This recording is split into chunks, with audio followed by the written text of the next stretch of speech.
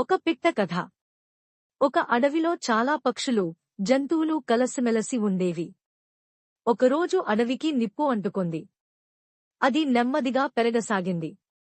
పక్షులు, జంతువులు తలోదిక్కూ పారిపోతా ఉన్నాయి. చేతగానివి మంటల్లో పడి చచ్చిపోతా ఉన్నాయి. కాని ఒక పిట్ట పారిపోకుండా తన చిన్న ముక్కుతో పక్కనే ఉన్న చెరువులోంచి కొంచెం కొంచెం నీటిని తీసుకొచ్చి మంటల మీద పోయసాగింది. అది చూసిన ఒక కొంగ, ఓసి తిక్కదానా, నీవు పిడికెడంత లేవు. నీ చేత ఏమైతాది? నువ్వు ఎన్ని నీళ్లు పోసినా ఈ మంటలు ఆరిపోవు.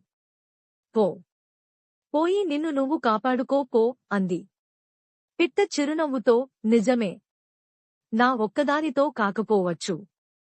కాని చినుకు చినుకు కలిసే కదా వానగా మారేది.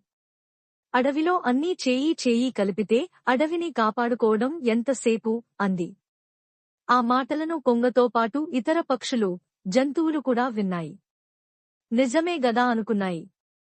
వెంటనే అవన్నీ కలసి పారిపోవడం ఆపి మంటల మీద నీటిని చల్లడం మొదలుపెట్టాయి.